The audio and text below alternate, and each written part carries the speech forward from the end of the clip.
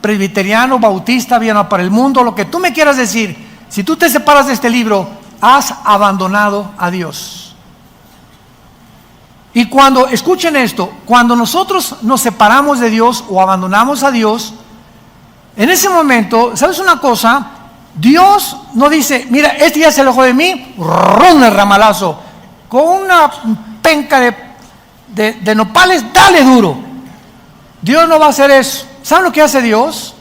Dios te deja para que en ese alejamiento que vas a desarrollar consecuentemente pecados escondidos, esos pecados van a operar en tu vida y Dios va a dejar que operen en tu vida para que cuando operen en tu vida te des cuenta la destructividad y las terribles consecuencias de haberlo abandonado. Por eso la Biblia continuamente nos dice que no hay bendición más grande para el ser humano que saber que su presencia nos acompaña. Cuando Moisés le dijo, Señor, mira, por favor, de alguna manera voy con 2 millones de cabritos, porque eran cabritos los judíos en el desierto, ninguna oveja, eran puro cabrito, por favor. Y Dios le dice a Moisés, mi presencia irá contigo. Era lo único que Moisés necesitaba saber, que él podría caminar en valles de sombra de muerte, con una cuñada mala, tienes de vecina una bruja, tu suegra te anda correteando con la escoba, te abandonó tu esposo, tus hijos están mal. No importa las circunstancias a nuestro alrededor, qué pesimistas o graves se encuentran, si la presencia del Santísimo está en tu vida, vences. ¿Qué vences? Vencerás la depresión, la frustración, el rencor, la amargura, la desesperanza que el mundo nos ocasiona. Pero todo está aquí. Y muchos cristianos inclusive se atreven a venir a la iglesia el domingo sin esto. Virgen, ¿a quién invocamos? La de todos los remedios, la de la Macarena, la de Jesús, María y José y el burrito que los acompaña. Increíble. Pero así está la cristiandad. Y se dicen cristianos, pero se separan de este libro. Es que el domingo va a estar en el pizarrón el versículo. Bueno, una de las cosas más maravillosas que encontramos en la Biblia y de lo que se trata toda esta serie, ya no los voy a regañar. Una de las cosas más maravillosas en la Biblia que encontramos es que Dios ha establecido una semana profética de 7 días, porque en 6 días creó la creación y el 7º descansó. Independientemente que detrás de esta semana, tú pregúntale a cualquier persona que quieras en el mundo, ¿quién inventó la semana de 7 días? Nadie te va a contestar. Y cuando le preguntas a un neurólogo o a un psiquiatra o a un psicólogo, han descubierto que el ser humano es imposible que se mantenga ecuánimamente, que se mantenga con una salud integral mental verdaderamente sana si no descansa. Si tú trabajas 7 días a la semana y tienes ya un mes que no haces nada, que te desligas de tu trabajo, te vas al boliche con tus hijos, una buena película, vienes el domingo aquí, ahorita te vas a comer unos chicharroncitos o al Chapultepec, pero no vas a pensar en nada una vez a la semana, no puedes continuar caminando con salud mental. ¿Por qué? Porque aquí adentro nuestras neuronas son conexiones eléctricas que cuando tú haces comienzan a hacer así chispas y te comienzan a producir problemas mentales que te van a desenfocar de tu vida, de la sabiduría que necesitamos para el matrimonio, para consejos a nuestros hijos, para resolver nuestros problemas, porque estás tenso, estás tensa. ¿De dónde viene esa tensión? De tu incredulidad. Has llegado a ese punto simplemente porque no crees en Dios. No es cierto que creas en Dios. No es cierto que crees en la Biblia. No es cierto que estás memorizando la Biblia a diario. No es cierto que todos los días le echas tu ansiedad sobre él y llegas todos los días: Padre, el oro cayó, el dólar cayó, mi hija se fue, mi esposo me abandonó, mataron a mi perro, se comió un gato a los ratones de mi casa, etcétera, etcétera. Lo que pase en tu vida, si tú tienes paz y la presencia de Dios está contigo, porque tienes contacto con Él diario, con este libro, tú vas a vencer. Tú vas a ser y vas a formar parte de los vencedores que habla Cristo en el mensaje a las 7 iglesias en el Apocalipsis. Los que vencieren, los que vencieren, los que vencieren, los que vencieren. Y dice 1 Juan 5, 4 y 5: esta es la victoria que ha vencido al mundo, los que somos hijos de Dios. ¿Eres hijos de Dios? Eres vencedor. Y si no eres vencedor, es porque realmente no has nacido de nuevo, porque Dios no nos ha dado un espíritu de cobardía. Entonces, a partir de la semana que Dios estableció y se la dio a Israel para que descansaran el séptimo día, a nosotros nos dio el primer día, que es el domingo. Ya no vamos a meternos mucho en eso, hablé en la antigua conferencia de esto. Y la cuestión es la siguiente: Dios le da a Israel la semana de 7 días para que entiendan que el sábado no hagan nada, piensen en Dios nada más, alaben a Dios con la familia, etcétera, etcétera, se desliguen de todos los pensamientos de la semana. Y le dio Dios a Israel también la semana de años. 6 años tu esclavo, tu siervo doméstico trabaja contigo. El séptimo, en el año 7, lo vas a dejar ir. Entonces, este patrón lo vemos de una forma muy clara en la historia de la Biblia, porque si hacemos cuentas de Adán a Abraham, ¿cuántos años hubo? 2000. De Adán a Abraham, 2000 años. De Abraham a Cristo, 2000 años. ¿Cuántos llevamos? Muy bien. Y de Cristo a nuestros días, ¿cuántos llevamos?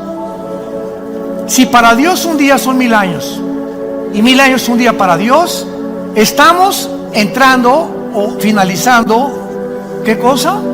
El año 6000 de historia. ¿Qué sigue? El día sabático o el milenio, que es el reino que Cristo prometió y en el cual se considera el descanso para nosotros, la iglesia, y para los judíos convertidos.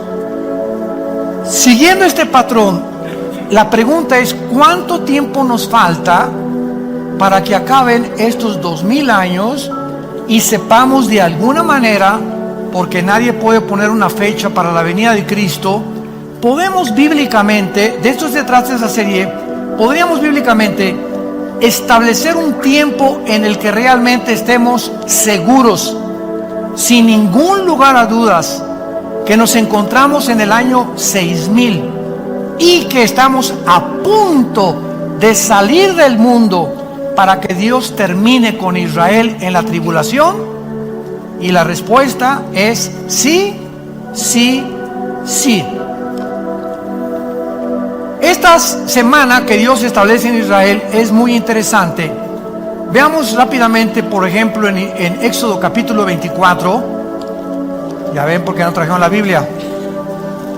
En Éxodo 24, versículo 16, vemos estos 6 días que se repiten por todo el Antiguo Testamento. Esto es interesantísimo. Aquí en este pasaje Dios, recordamos, instruyó a Moisés que suba al monte Sinaí. Y ahí tenía que esperar, antes de reunirse con él, ¿cuántos días? Y la gloria de Jehová reposó sobre el monte Sinaí, y la nube lo cubrió por 10 días. Los que trajeron la Biblia sí saben contestar. Por 6 días, ¿qué días ni qué 10? Por 6 días. Y el séptimo día llamó a Moisés del medio de la nube. ¿Ustedes creen que es coincidencia esto?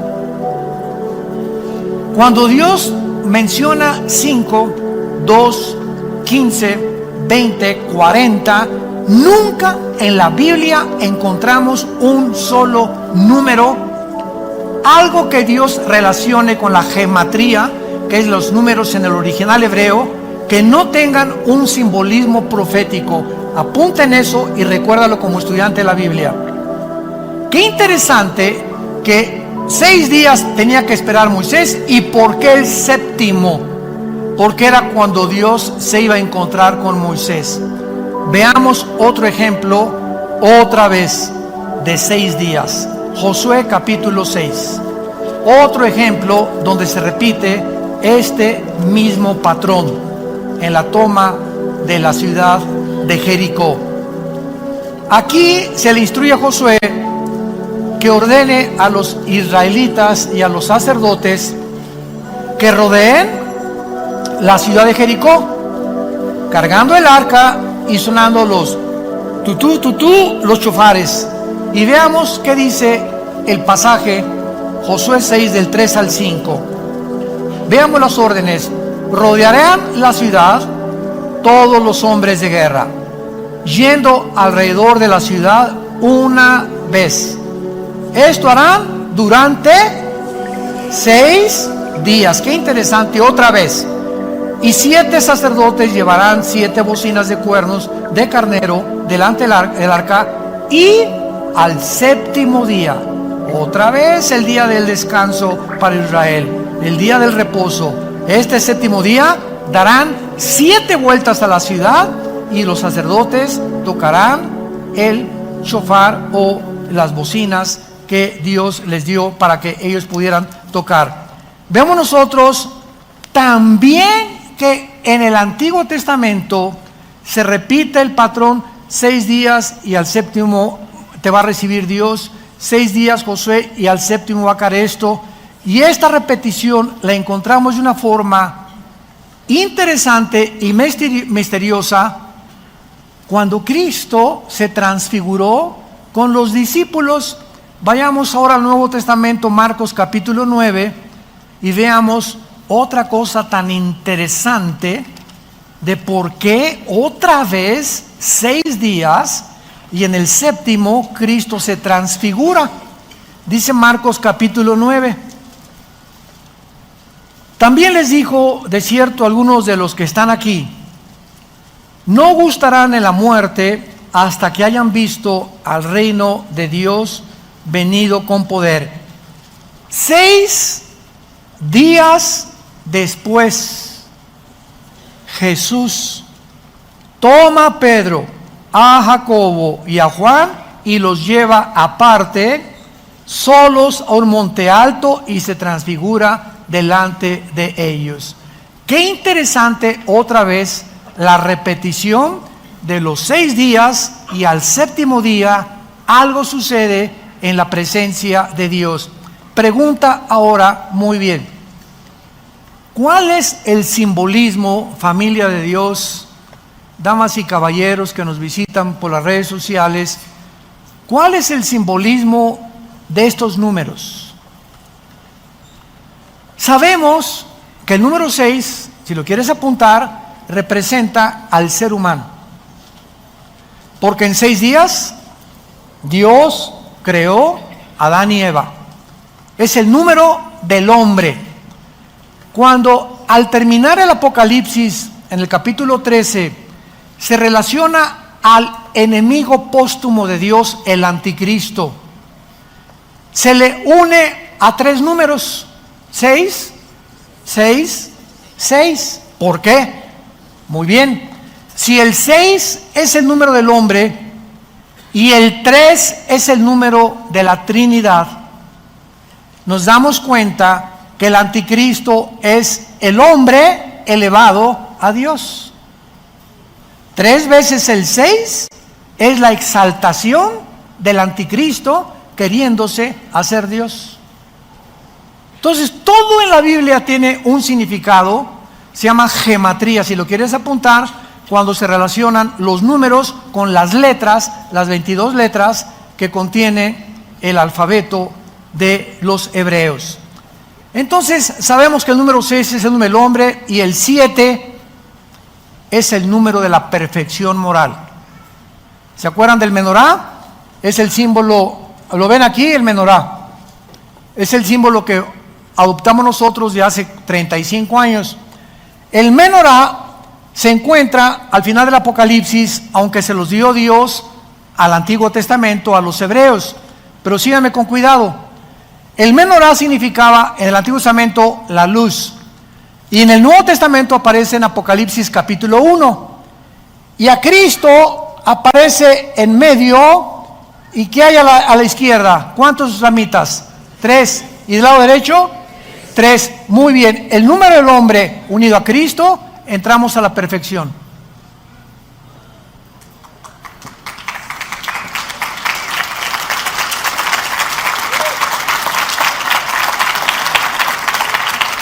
Cualquiera que me escucha, tú como ser humano, sin Jesús, eres una persona incompleta.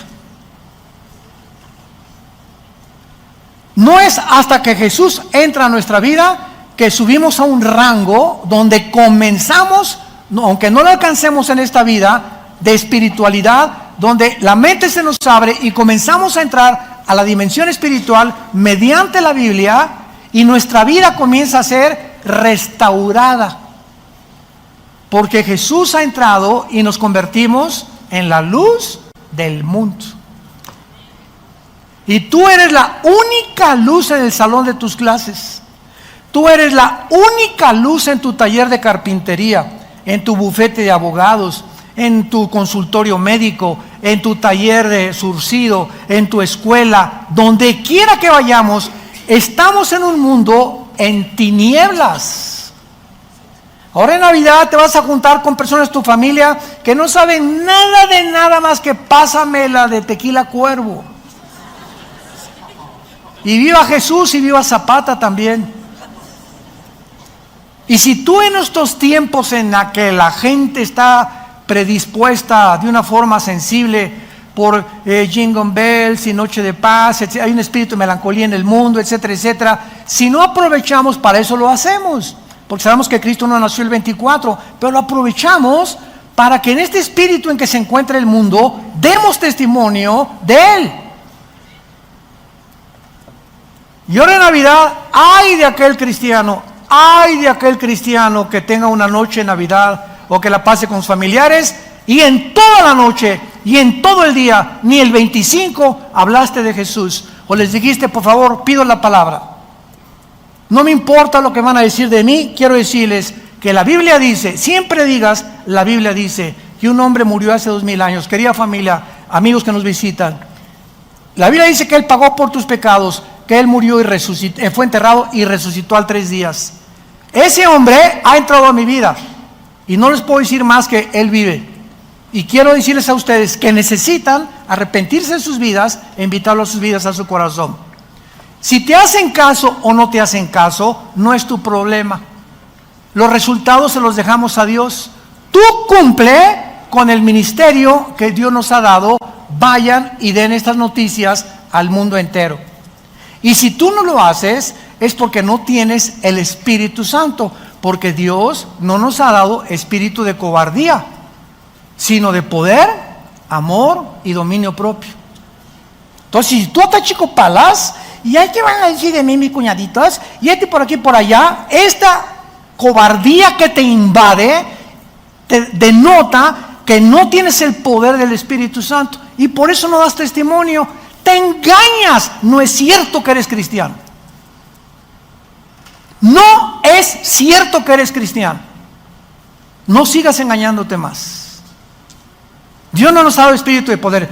Y recibirán poder, Hechos 1:8, recibirán poder cuando haya venido el Espíritu Santo y me serán. ¿Lo está haciendo? La única evidencia que habla que tú eres cristiano es que hablas de Jesús. Y no te importa la reacción, ni lo que digan, ni la persecución a la que te puedes enfrentar. Porque lo único que te interesa es cumplir con la responsabilidad de ser testigo del Hijo de Dios. Ahora bien, Una vez que vemos que el 6 es el número del hombre y el 7 la perfección, el resultado de todo esto, de tantos 6 y el séptimo, el 6 y el séptimo, es que tenemos un patrón en la Biblia, un patrón que Dios nos ha dejado para que comprendamos la forma cómo se desarrollará la historia.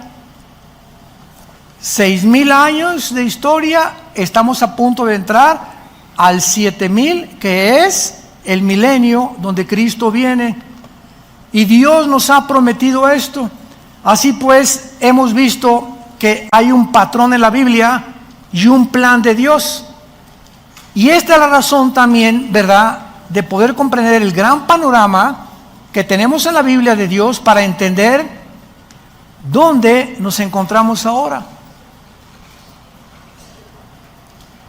Lo único que podemos decir con seguridad es que nos encontramos en el año 6,000. De eso no hay dudas, porque de Adán a nuestros días ha habido 6,000 años de historia de acuerdo a las genealogías de la Biblia, con diferencias de años bisiestos, cuando se cambió el calendario lunar, que es de 360 días, por el calendario gregoriano, que le aumentaron 5 días, minutos, segundos. Estamos en años 365 días, los judíos son sus años de 360. Entonces ha habido bastantes cambios y decimos que estamos en 2019, pero realmente, si estamos en 2019 y realmente estamos contando los años de 360 días de parte de Dios, nos encontramos en la orilla de la venida de Jesús por nosotros.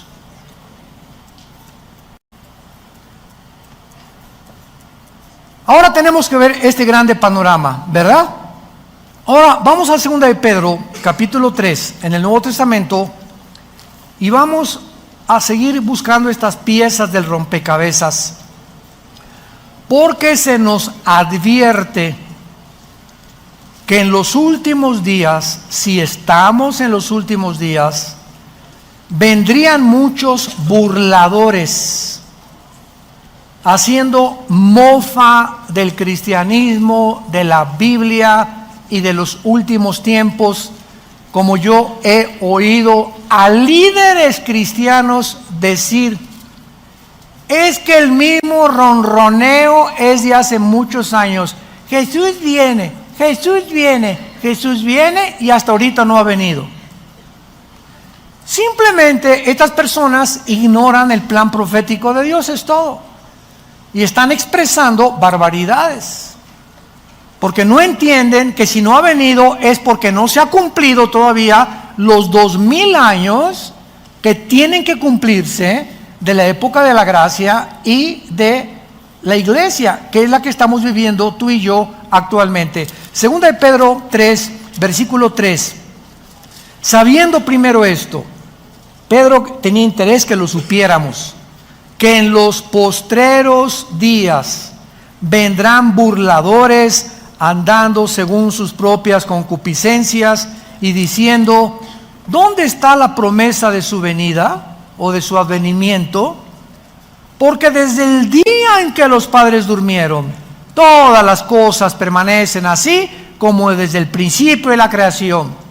Estos, dice Pedro, los que se burlan, estos ignoran voluntariamente que en el tiempo antiguo fueron deshechos por la palabra de Dios los cielos y también la tierra, que proviene del agua y por el agua subsiste, por lo cual el mundo de entonces pereció anegado de agua. Pero los cielos y la tierra que existen ahora están reservados por la misma palabra, guardados por el fuego en el día del... Vengan y volvámonos a Jehová, porque Él arrebató y nos curará, hirió y nos vendará. Por favor, saquen su lupa. Nos dará vida, subraya la palabra vida. Después de 2 días, al tercer día nos resucitará. Subrayen la palabra resucitará. Son 2 palabras diferentes, vida y resurrección, que vamos a explicar. ¿Después de cuántos días les dará vida Dios a Israel? ¿Serán días de 24 horas? Días de años, 2000 años. Ya me voy.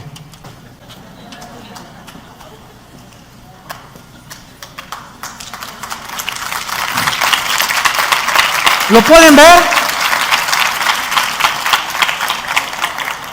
¿Lo pueden ver los que traen su Biblia? Vamos a rascarle más. En el tercer día nos resucitará y viviremos delante de Él. Muy bien. Vemos nosotros la frase hasta que digan que estaba profetizado en espera de que regresara el Mesías a Israel, y hasta entonces Israel podría tener vida.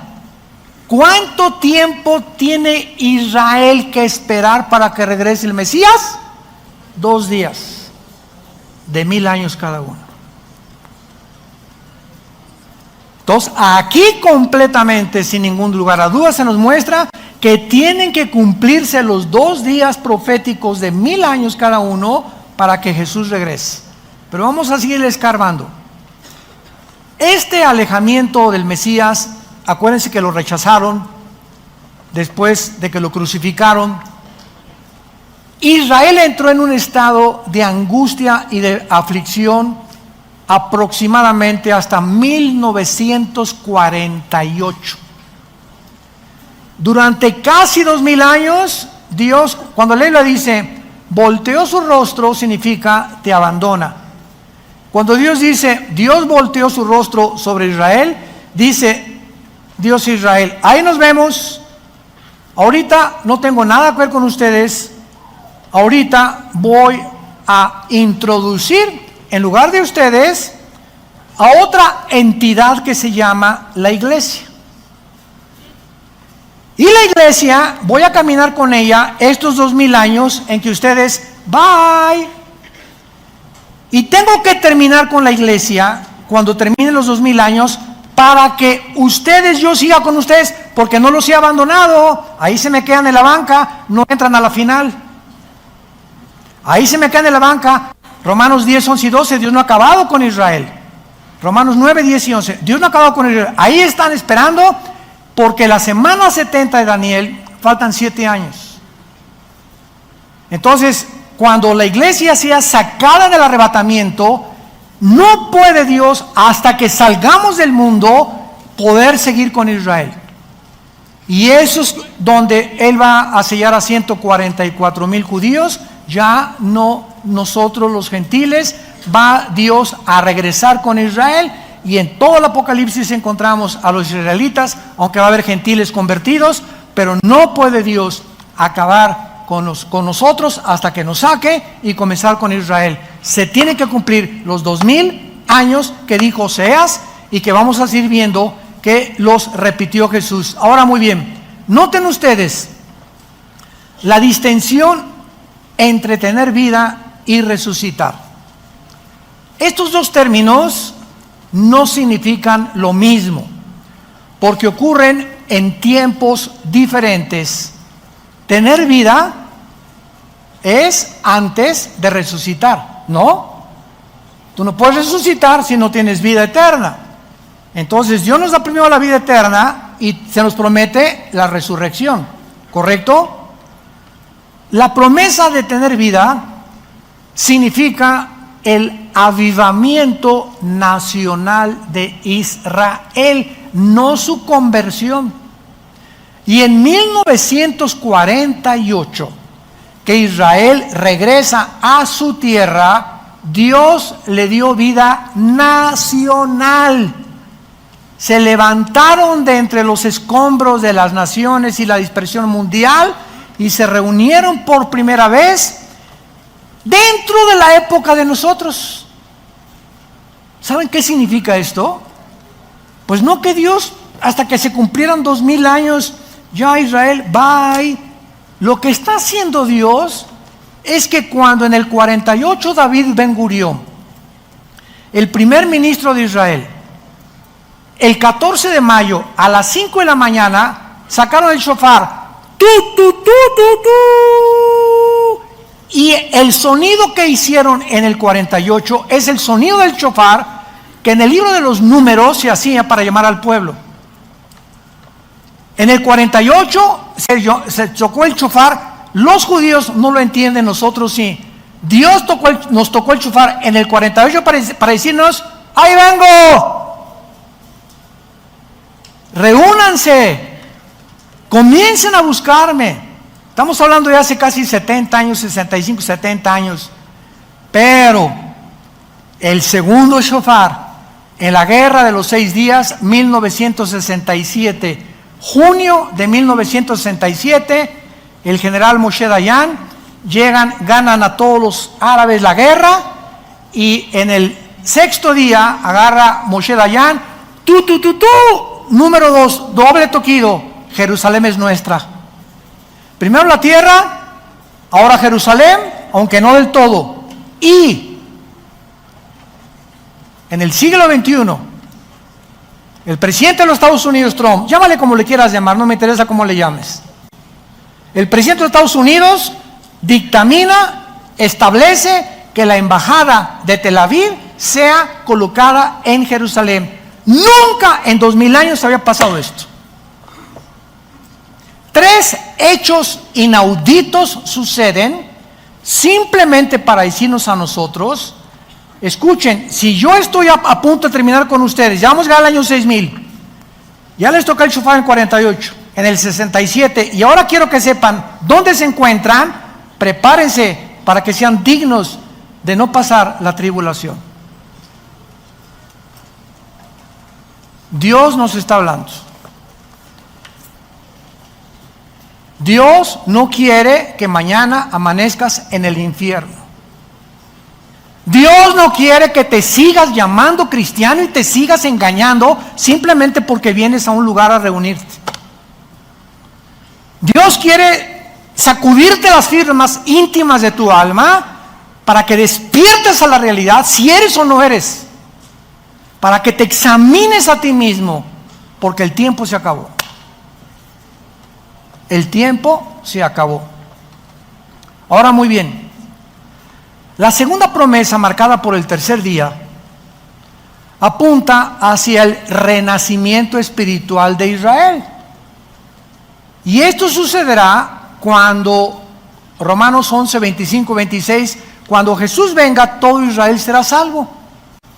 Ahorita Israel regresó a su tierra, ganaron las guerras. Ya la embajada está en la ciudad de Jerusalén, pero los judíos siguen rechazando a Jesús. Los que nos acompañen el año que entra a Israel, en junio, lo vamos a descubrir cuando vayamos al Muro de los Lamentos. Cuando entremos al Muro de los Lamentos, antes de entrar, hay como un puesto que nos dan kippahs así de cartón, y tú no puedes acercarte al Muro de los Lamentos sin la kippah. Nos tenemos que someter porque es la costumbre de los judíos. Creen que es una blasfemia acercarte sin que te cubra la cabeza, cuando nosotros se nos dice en 1 Corintios 11 que para el hombre es deshonroso cubrirse la cabeza. Bueno, pero así son ellos, ¿verdad? Son los religiosos. Y cuando llegamos a algunos momentos, vas a encontrarte a judíos enfrente de los lamentos vestidos de negro, con caireles, con sombreros, casi quizás se lo ponen después, pero los religiosos ortodoxos tienen sombrero y están así. Y agarran papelitos y los escriben y los meten entre las hendiduras de las piedras del Museo de los Lamentos, para que cuando venga el Mesías, esas oraciones que introducen en las piedras se cumplan. Con la única diferencia que cuando ven el Mesías, no es el Mesías que ellos esperan, será el anticristo, que los entrampará y les hará creer que es el Mesías con los milagros que va a hacer. Y muchos escogidos cristianos también se van a ir con la finta y van a ser engañados. Entonces es una religiosidad en Israel ahorita impresionante. Y si tú en el Muro de los Lamentos, se los advertimos a todos los que nos acompañan, mencionas la palabra Yoshua, te apedrean, te adelantas al rapto. A mí me lo hicieron, no me apedrearon, me salvaron. Pero yo fuimos, no me acuerdo, hace 3, 4 años, la última vez fuimos a Israel, yo no sabía. Gracias a Dios estaba conmigo un rabino argentino, judío, y comencé a testificarle a Jesús, y me rodearon como 10 rabinos, y me veían así con unos ojos horribles. Y yo estaba demostrándoles con el Salmo 22 y Isaías 53 que Jesús es el Mesías. Pero estaban así tan expectantes y me decía desde atrás el misionero que teníamos, vente, me dice, te van a aventar pedradas ahorita, vente corriendo. Yo le decía que no te entiendo, ¿qué onda? Total que el rabino argentino, de alguna manera Dios le tocó el corazón, me agarró y me sacó y me llevó hasta afuera del Muro de los Lamentos, y ahí me dijo, me enteré 2 años después que ahora es pastor en Argentina. Se convirtió a Jesús. Gracias, Padre. Tu palabra no vuelve vacía. Ahora, muy bien. Y en penúltimo lugar, estos 2 días son muy interesantes porque, repito, ya Dios le dio vida nacional, va a venir la vida espiritual. Y vemos nosotros que cuando Jesús vino, continuamente estuvo diciéndoles a sus discípulos, me voy y regreso. Lo que dice Oseas, me iré y regresaré. Vamos a ver rápidamente algunos pasajes. Juan 7, Evangelio de Juan, capítulo 7, versículo 33. Esto es precioso en la Biblia. Dice Juan 7, 33, está Jesús hablando. Entonces Jesús les dijo, todavía un poco de tiempo, o sea, aquí está hablando ya semanas antes de su crucifixión. Vean cómo Cristo tenía su calendario y su agenda perfectamente trazada. Cuando llegó el día de su muerte, cenó, la última cena. ¿Se acuerdan qué les dijo? Jesús sabía en la última cena que era la última cena, que no iba a desayunar ya con los discípulos. Él sabía perfectamente bien el día, la hora, los segundos en que iba a morir. Su agenda estaba clarísima, la que el Padre le dio antes de bajar al monte.